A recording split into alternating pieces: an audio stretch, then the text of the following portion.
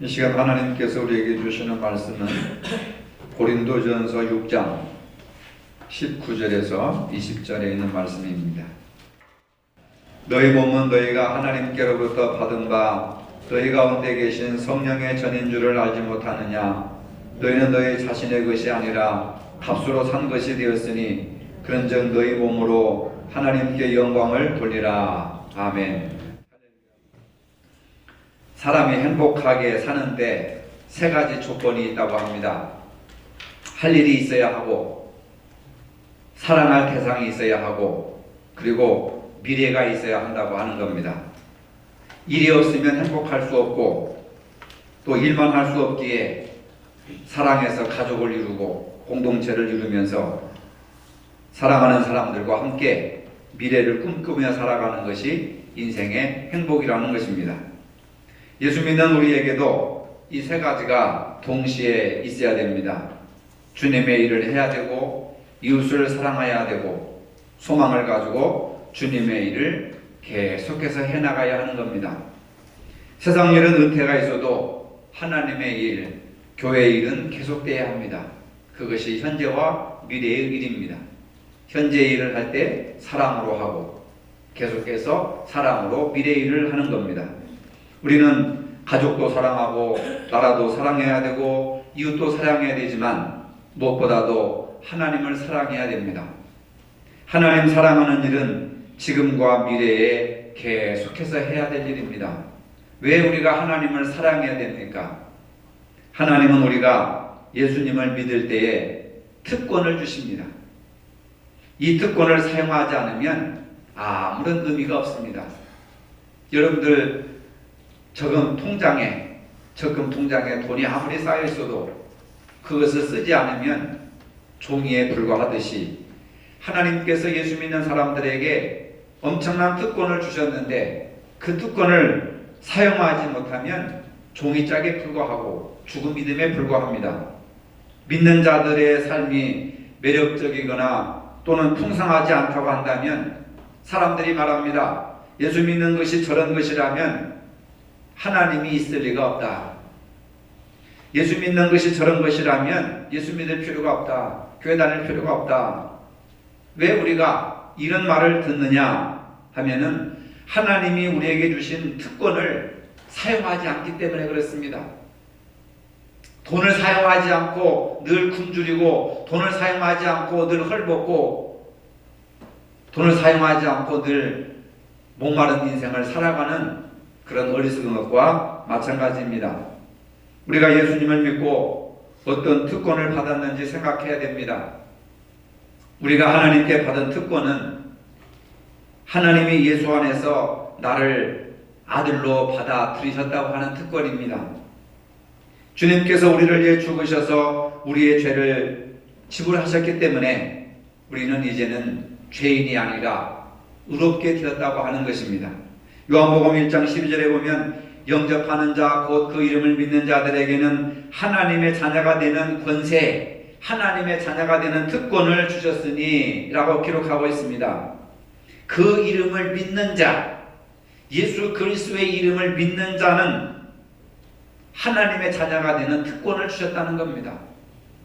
근데 그 이름을 믿는 자라고 하는 것은 바로 예수님이 어떤 분이신가, 우리를 위해서 하신 일이 무엇인가, 그것을 진심으로 받아들이고 예수님을 본받아 사는 사람들을 믿는 사람이라 그렇게 말을 하는 겁니다. 교회에 다니는 사람들을 믿는 사람으로 일반적으로 얘기를 하지만 성경은 믿는 사람들은 교회 다니는 사람들 뿐만 아니라 더 구체적인 것을 말하고 있습니다. 예수님이 어떤 분이신가, 우리를 위해서 예수님이 무엇을 하셨는가, 그것을 진심으로 믿고 받아들이고, 그리고 나도 예수님처럼 그런 삶을 살아가야겠다 하고 살아가는 사람들을 믿는 사람들이라 그렇게 말을 합니다. 이들은 하나님의 자녀가 되는 특권을 주시는 겁니다. 이것이 바로 큰 특권 중에 특권이라고 하는 겁니다. 우리가 하나님의 자녀가 되었다고 하는 사실이 가장 큰 특권입니다. 그런데 많은 사람들이 이 사실들을 그냥 무감동하고 무감각하게 스쳐 지나가 버리는 겁니다. 이 특권을 로마서 8장 15절에 입양되었다라고 표현하고 있습니다. 너희는 다시 무서워하는 종의 영을 받지 아니하고 양자의 영을 받았으므로 우리가 아빠 아버지라 부르짖느니라. 양자의 영을 다른 말로 표현하면은 입양해 주시는 영이라고 할 수 있습니다. 우리는 입양되어서 하나님을 아빠라고 부르게 되었습니다. 감히 죄인인 인간이, 이방인이 어떻게 하나님을 아빠라고, 아버지라고 부를 수가 있겠습니까? 하나님이 우리를 입양해 주셨습니다. 하나님의 자녀로 입양해 주셨습니다. 양자로 세워주셨다고 하는 사실입니다. 그냥 입양한 것이 아니라 예수님의 생명을 대가로 지불하시고 우리 아버지가 되어주셨습니다. 그래서 우리가 사도신경에도 보면 나는 전능하신 아버지 하나님, 천지의 창조주를 믿습니다. 아버지 하나님, 하나님을 아버지라 우리를 입양시켜 주셔서 아버지라 부를 수 있는 특권을 주셨다고 하는 사실입니다. 하나님, 우리가 냄새나고 지저분하고 실패하고 형편없고 죄를 짓고 그렇게 살아도 우리를 미워하거나 멀리 내치지 않으시고 그냥 우리를 받아주십니다. 탕자가 아버지 집에 왔을 때 거지처럼 냄새나고 무이 풀리고 거지와 같은 모습으로 왔을 때 안아주셨습니다. 완전히 우리를 용서하시고 받아들이셨습니다. 이 사실을 깨달으면 예수 믿는 것이 얼마나 고맙고 감사한지 모릅니다. 오늘 본문 고린도전서 6장 9절로 20절에 보면은 우리를 이렇게 완벽하게 용납하셔서 그의 소유로 삼으시기 위해서 무엇을 하셨는지 알 수가 있습니다. 너희 몸은 너희가 하나님께로부터 받은 바 너희 가운데 계신 성령의 전인 줄을 알지 못하느냐? 너희는 너희 자신의 것이 아니라 값으로 산 것이 되었으니 그런즉 너희 몸으로 하나님께 영광을 돌리라. 우리 몸은 하나님께로부터 받았습니다. 물론 부모로부터 육신을 받았지만 몸은 육신과 정신, 영을 같은 그 개념으로 몸이라고 하는데 육체와 영혼을 하나님께로부터 물려받았습니다. 인간은 하나님의 형상으로 지음받았다고 하지 않습니까? 얼마나 귀하고 아름다운 몸입니까? 잘못된 사상이 들어와서 몸을 학대하고 몸을 괴롭히고 막 고행을 하고 하는 것은 창조신앙이 아닙니다. 오늘 주일학생들에게도 설교를 했지만 바알신을 숭배하는 450명이 하늘에서 불이 내려오기를 위해서 자기 막 칼로 몸을 상하면서 피를 흘리면서 기도했습니다. 기도는 그렇게 하는 것이 아닙니다. 자기 몸을 학대하고 찌르고 자르고 그래서 몸을 막 학대하고 피를 흘려 그래서 기도하는 것이 아닙니다. 너희 몸은 하나님께로부터 받은 은혜의 선물이다. 하나님께 받은 몸이니 우리 안에 성령이 계셔서 거룩한 성전이 되었습니다. 할렐루야. 저는 개인적으로 이 구절을 참 좋아합니다.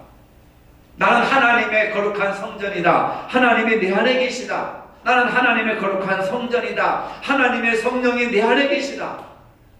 얼마나 자랑스럽고 얼마나 자존감이 높아지고 얼마나 감사한 마음입니까 여러분.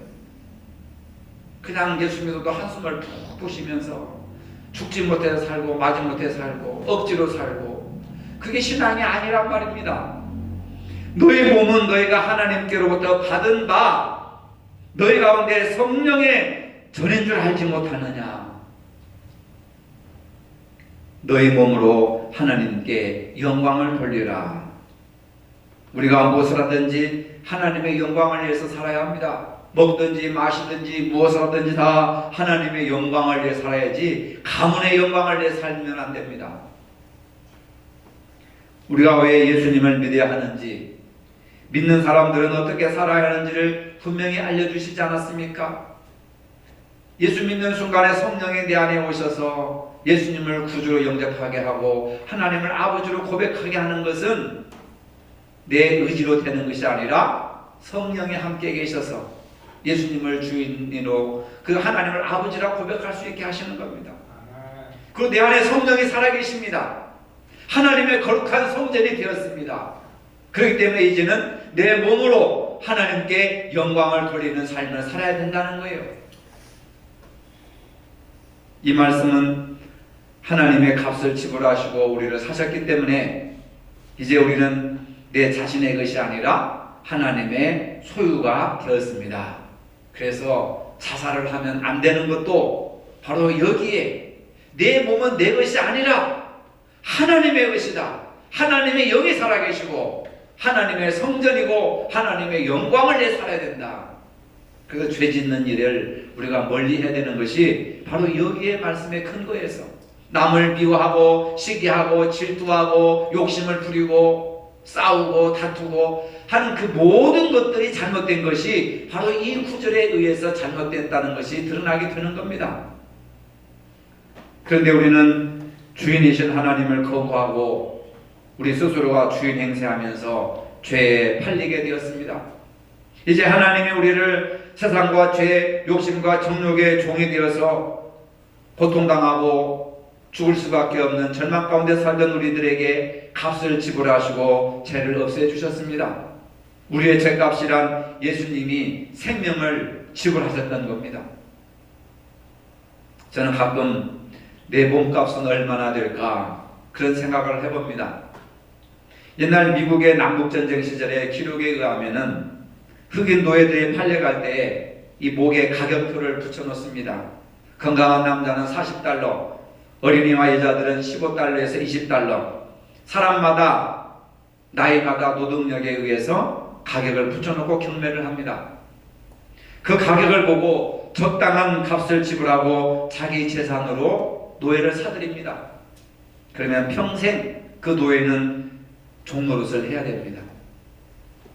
오늘 각자 여러분 앞에 붙인 가격표는 얼마나 되겠습니까?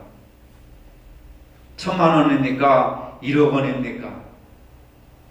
우리의 가격표에는 바로 돈으로 환산할 수 없는 예수 그리스도라고 하는 예수 그리스도의 생명의 피값이라고 하는 가격표가 붙어있는 줄로 믿으시기를 바랍니다. 예수님이 피로 갚으시고 나를 사셔서 우리를 입양해 주셔서 하나님의 자녀가 되게 해주셨기 때문에 이제 우리는 노예가 주인을 위해서 죽도록 충성하듯이 하나님의 영광을 위해서 우리가 살아야 됩니다. 이러한 주님의 은혜로 우리를 완전히 하나님의 것으로 받아들이셨습니다. 값을 주고 사셔서 입양하셨습니다. 이제 우리는 하나님의 자녀가 되었습니다. 하나님을 아버지라 부르게 되었습니다. 하나님 아버지는 우리를 사랑스럽게 바라보고 계십니다. 눈동자처럼 지켜주시고 보호해 주십니다. 우리는 너무 귀한 자녀이기 때문에 우리를 너무 사랑하기 때문에 하나님은 우리에게서 한 눈도 팔지 않으시고 눈을 떼지 않으시고 우리를 지켜보고 계십니다. 이것이 하나님의 사랑입니다. 골로새서 1장 13절 14절에 보면 이러한 놀라운 축복을 표현하고 있습니다. 그가 우리를 흑암의 권세에서 건져내사 그의 사랑의 아들의 나라로 옮기셨으니 그 아들 안에서 우리가 속량 곧 죄사함을 얻었도다. 이 말씀은 우리가 그 아들 안에서 죄사함을 받았다 이렇게 표현합니다. 받을 것이다가 아니라 이미 받았다. 죄사함을 이미 받았다. 우리는 죄사함을 받아서 아버지의 품에 들어가게 되었습니다. 하나님 아버지는 우리가 더러운 모습이어도 용서하시고 부족하고 연약해도 용서하시고 받아주시고 우리를 아들로 삼아 주셨습니다.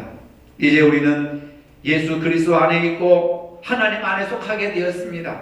세상에 속한 것이 아닙니다. 예수 안에 있고 하나님 안에 있습니다.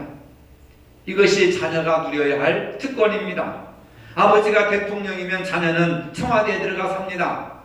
아버지가 왕이면 자녀들은 왕궁에서 삽니다. 그들의 지위도 높아지게 됩니다. 아버지의 권세에 대한 아들이 누려야 할 특권입니다.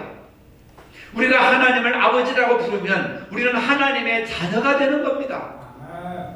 그 얼마나 놀라운 특권입니까? 하나님은 만왕의 왕이십니다. 왕이신 하나님이 나의 아버지십니다. 우리는 왕의 아들로서 누려야 할 특권이 한두 가지가 아닙니다.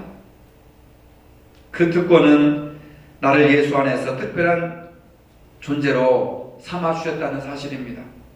우리는 사실 별 볼 일 없는 사람이었습니다. 우리 조상은 하나님보다 뱀의 소리에 귀 기울인 연약한 인간의 후손입니다. 하지만 우리는 예수님과 특별한 관계를 맺었기 때문에 더 이상 죄인으로서 사는 것이 아니라 이제는 하나님 아버지와 아들과의 특별한 관계를 맺게 되었습니다. 우리 한 사람 한 사람이 얼마나 귀한지 하나님의 형상으로 우리를 만들어 주셨습니다. 하나님을 닮도록 만들어 주셨습니다. 그토록 사랑해 주셨습니다. 부모도 자식이 닮으면 사랑이 갑니다. 아, 나를 닮았구나. 기분이 제일 좋아요. 근데 내 아들 보고 옆집 아저씨 닮았네. 얼마나 기분 나쁘겠습니까? 하나님의 아들인 우리가 하나님을 안 닮고 돈을 닮고 세상의 권력을 닮고 명예를 닮고 마귀 사탄을 닮고 바알신이나 아세라 목상을 닮았다고 한다면 하나님이 얼마나 기분이 나쁘시겠어요. 그렇지 않습니까? 우리는 누구를 닮아야 돼요? 하나님을 닮아야 돼요. 하나님을 아버지라 모십니다. 하나님의 아들입니다. 아버지를 따라가야죠. 믿음을 따라가야죠. 영생을 따라가야죠. 구원을 따라가야죠. 여러분, 오늘 설교는 굉장히 특별한 설교입니다. 여러분들 지금까지 듣지 못했던 그런 설교일 겁니다. 구원론에 대한 설교입니다. 이 가장 기본적인 것조차 우리가 모르고 살아가기 때문에 먹을 것과 입을 것과 마실 것이 부족하다고 불평하고 원망하고 남을 미워하고 가진 자들을 적대시하고 자기보다 높은 사람을 원수로 삼고 적으로 삼고 너무너무 잘못된 그런 사고방식을 우리가 가지고 있습니다. 요한복음 15장 5절은 이렇게 말합니다. 나는 포도나무요 너희는 가지라. 그가 내 안에 내가 그 안에 거하면 사람이 열매를 많이 맺나니 나를 떠나서는 너희가 아무것도 할 수 없음이라. 원래 우리는 나뭇가지 같은 별 볼 일 없는 인간이었습니다.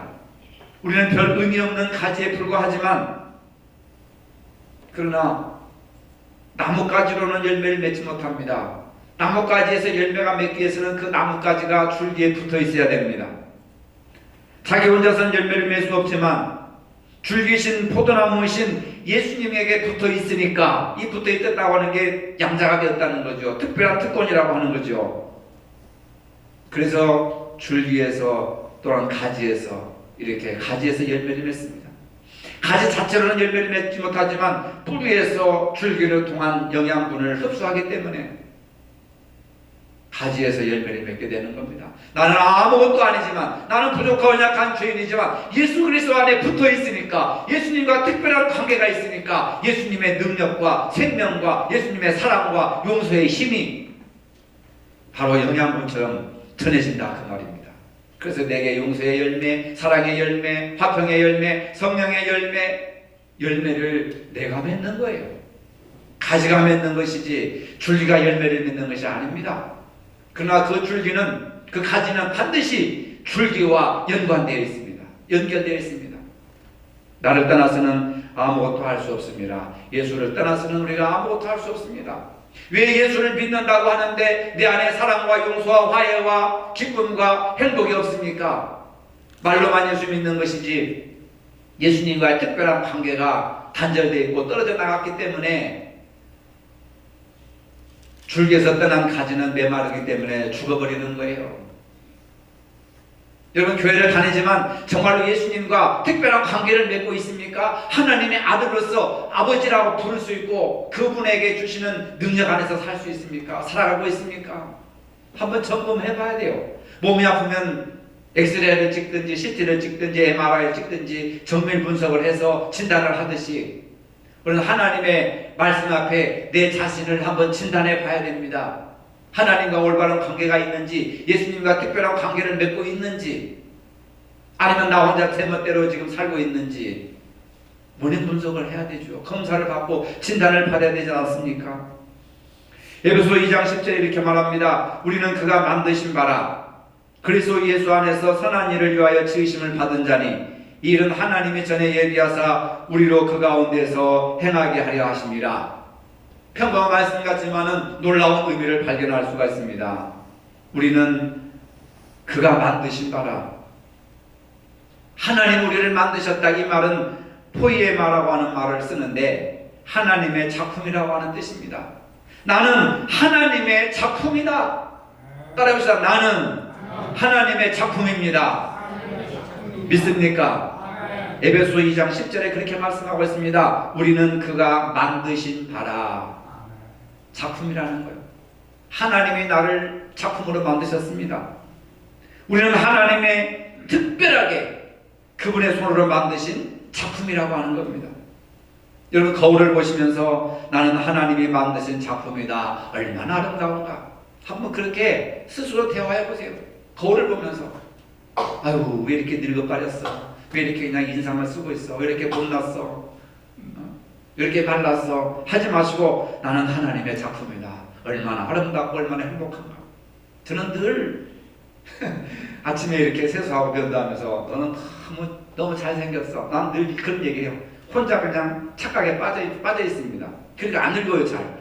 이제는 나는 하나님이 만드신 작품이다. 여러분들 속삭이시기를 바랍니다. 거울을 보시고 화장을 하시면서, 화장하는데 보통 20-30분 걸리잖아요.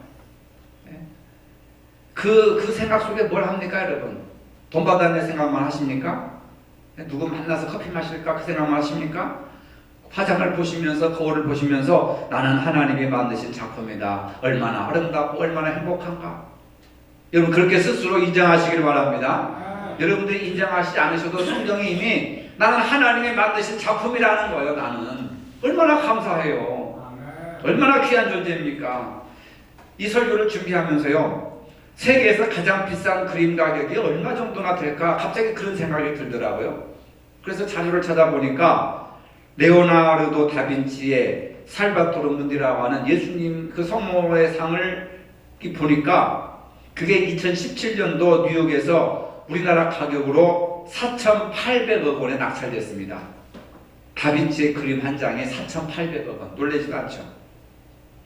상상이 안 갑니다.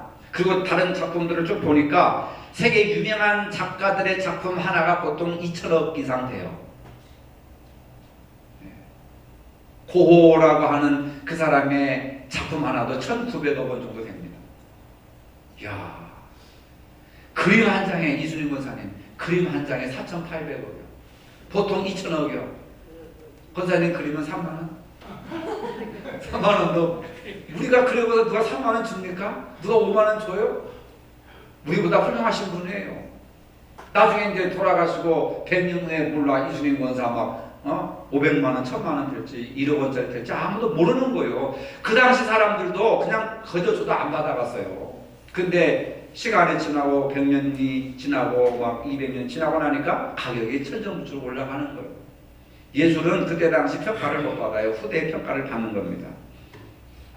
한 사람의 작품도 이렇게 4,800억, 3,000억, 2,000억 이상을 호가하는데 만왕의 왕이신 여호와 하나님께서 만드신 이 작품이 천대받고 멸시받고 무시당하고 한다면 하나님이 우리의 모습을 보고 기뻐하실까 이 말이에요. 여러분 스스로가 나는 1,000억 원의 작품이야, 나는 2,000억이 넘는 작품이야, 나는 다빈치의 작품보다도 하나님이 만드신 작품이기 때문에 나는 값으로 비교할 수가 없어, 나는 세계 최고의 작품이야, 스스로 생각하시길 바랍니다. 많은 사람들이 스스로 불량품, 실패한 작품이라고 생각합니다. 나는 부모를 잘못 만났어, 나는 남편을 잘못 만났어, 나는 시대를 잘못 만났어, 그래서 이망이 꼴로 쭈그러들고 일그러지고 이렇게 비참하게 사는 거야. 그렇지 않습니다, 여러분.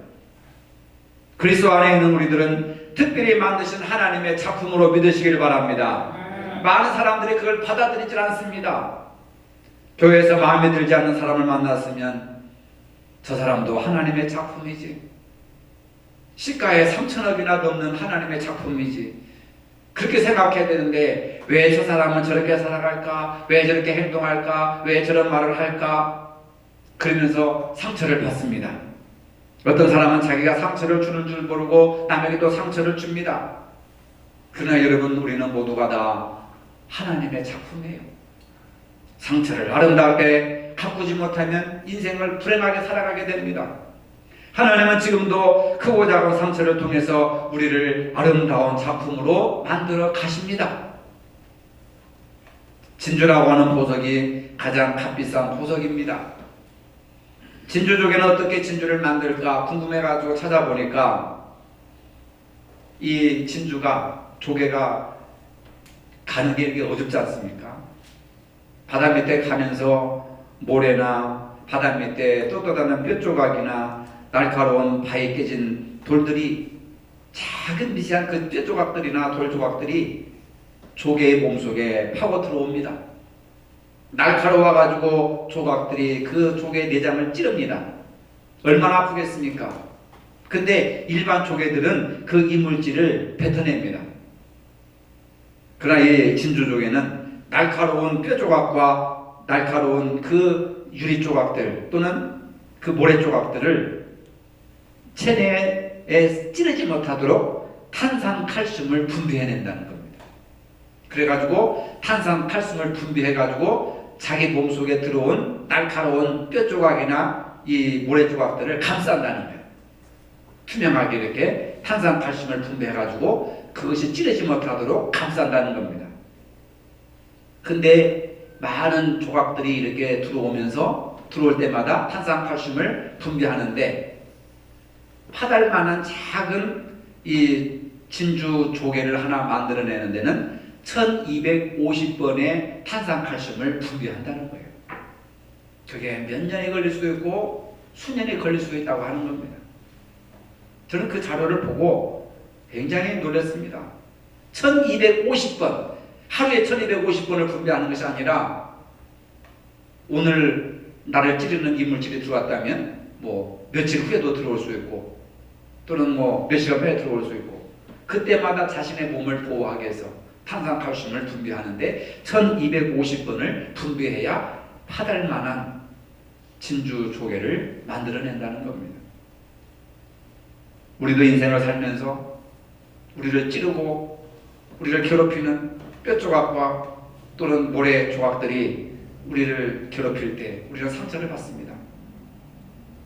근데 그 상처를 진주 조개로 만들기 위해서는 탄산칼슘이라고 하는 분비물을 분비해야 되는데 우리는 조개가 아니라 그런 생물학적으로 반응을 못하지만 믿음으로, 사랑으로, 성령으로, 말씀으로 그 아픈 조각들, 아픈 상처들을 우리가 감쌀 때에 우리는 아름다운 진주의 열매를 맺게 되는 줄로 믿으시길 바랍니다. 아멘. 그것을 우리가 감싸지 못하니까 누가 나를 찌르더라도 멱살 잡고 싸우고 말 한마디 하면 10마디로 대갚아 버리니까 우리에게는 아름다운 진주가 만들어지지 못하는 거예요.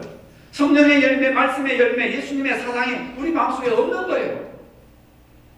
누가 여러분들을 괴롭힙니까? 누가 마음에서 상처를 줍니까? 누가 눈에 거슬리고 나쁜 행동을, 무리한 행동으로 여러분들을 괴롭힙니까? 그럴 때마다 여러분들은 그냥 믿음으로 감사하시고 사랑으로 감사하시고 성령으로 감사하시고 1250번을 감사해보세요.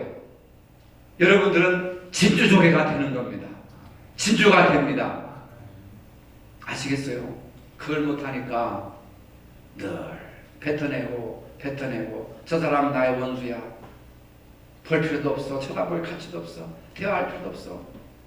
그렇게 해버리니까 아무런 연관이 맺어지도 않고 열매도 없고 그리고 내 안에 아름다움이 솟아나지도 않고 내 안에 진주가 나타나지도 않고 하나님은 우리를 진주보다 더 소중한 존재로 만들어 주셨음에도 불구하고 우리는 진주를 맺지 못하고 늘 그냥 불량품, 실패작으로 남아있는 인생을 살아가고 있는 겁니다. 내게 능력 주시는 자 안에서 내가 모든 것을 할 수 있느니라. 바울은 빌립보서 4장 13절에서 이렇게 고백하고 있습니다. 내게 능력 주시는 자 안에 있을 때 우리에게 능력 주시는 자는 누굽니까? 하나님이시고 예수님이잖아요. 내게 능력 주시는 그분 안에 있을 때 상처도 내가 받아들일 수 있고 배고픔도 받아들일 수 있고 굶주림도 받아들일 수 있고 오해도 받아들일 수 있고 내게 능력 주시는 자 안에서 내가 모든 것을 감당할 수 있습니다. 그 얘기입니다. 여러분 다른 것 위해서 기도하거나 다른 것 위해서 고민하지 말고 능력 주시는 자 안에 있는 것을 여러분 먼저 기도하시기를 바랍니다. 내게 능력 주시는 자 안에서 내가 모든 것을 할 수 있다. 그 얘기는 무슨 차력사처럼 마술사처럼 금나라 뚝딱 은나라 뚝딱 하면 불가능이 가능한 것으로 바뀐다는 그런 의미가 아니고 모든 어려움이나 역경이나 시련이나 그 모든 것을 내가 감당할 수 있다는 겁니다. 이 말은 지금 바울이 감옥에 갇혀서 이 글을 쓰고 있는 거예요. 복음을 전하다가 매를 맞고 감옥에 갇혀 있습니다. 내가 능력 주신 자 안에 있으면 이 감옥에서 매를 맞고 굶주리고 축에 떨고 있지만은 내가 이 모든 것을 기쁨으로 감당할 수가 있다라고 하는 그런 말이에요. 무엇보다 우리에게 필요한 것은 돈도 먹을 것도 마실 것도 이것도 필요하지만 그러나 이것보다도 더 우선적인 것은 내게 능력 주시는 자 안에 내가 있어야 된다. 내 믿음이 능력 주시는 자 안에 있어야 된다. 내 의지가 내 삶이 능력 주시는 자 안에 있어야 된다. 그걸 먼저 구하시길 바랍니다. 남 편하기를 바라지 말고 남 잘 되는 거 배 아파하지 마시고 우선 내가 능력 주시는 자 안에 내가 지금 능력 주시는 자 안에 있느냐 능력 주시는 자 밖에 있느냐 그걸 우선적으로 생각하시기 바랍니다. 그게 진단입니다. 여러분에게 어떤 과거가 있는지 어떤 슬픔이 있는지 어떤 아픔이 있는지 현재 어떤 상태에 있든지 예수님은 과거가 됐든 현재가 됐든 그런 어려움과 아픔들도 아름다운 작품으로 만드시는 분이십니다. 우리는 예수님 안에서 특별한 사람임을 잊어서는 안 됩니다. 우리를 그 은혜로 양자 삼으시고 하나님을 아빠로 부르는 특권을 우리에게 허락해 주셨습니다. 우리 모두 예수님 안에서 특별한 하나님의 작품이심을 믿으시길 바랍니다. 이 사실을 아시고 늘 감사하면서 기뻐하면서 자랑스럽게 신앙생활에 승리하시기를 주님의 이름으로 축복합니다. 걸어가신 주님, 부족하고 죄 많은 저희들에게 은혜를 베푸셔서 하나님의 자녀로 입양해 주셨습니다. 하나님을 아빠라고 부를 수 있는 특권과 우리를 특별한 존재로 만들어 주셨습니다. 그리고 하나님께서 우리를 하나님 닮은 특별한 작품으로 만들어 주셨습니다. 이러한 사실을 깊이 깨닫고 늘 감사하며 행복하게 살아갈 수 있는 복된 저희들이 되게 하여 주시옵소서. 예수님의 이름으로 기도합니다. 아멘. 이제는 우리 주 예수 그리스도의 은혜와 하나님 아버지의 무한하신 사랑과 성령의 교통하심이 예수님을 믿고 주신 특권을 누리며 살기를 원하는 모든 성도들 머리 위에 이제로부터 영원토록 함께 하시기를 축원하옵나이다. 아멘.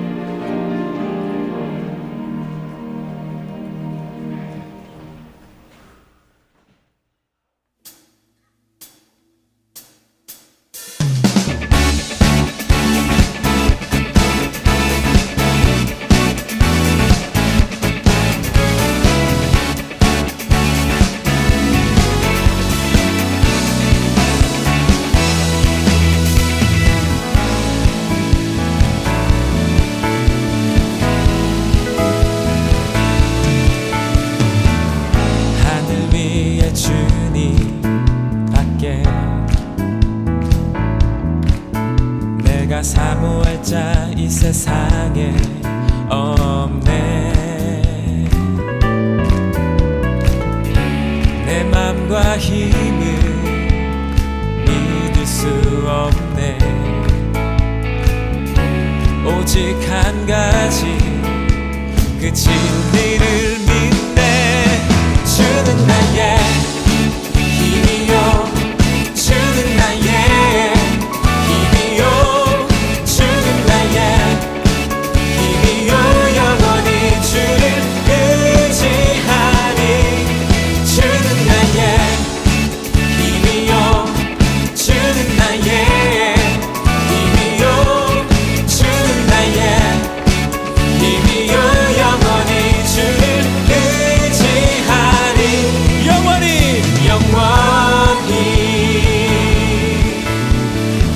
다시 한번 찬양하기 원합니다. 하늘 위에 주님밖에, 하늘 위에 주님밖에 내가 사모할 자 이 세상에 없네.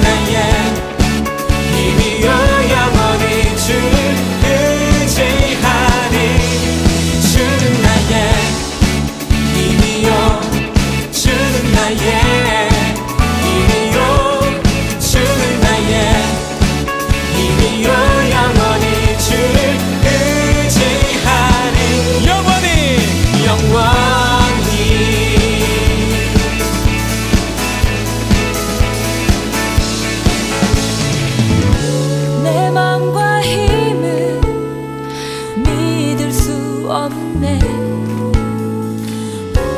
오직 한 가지, 그 진리를 믿네.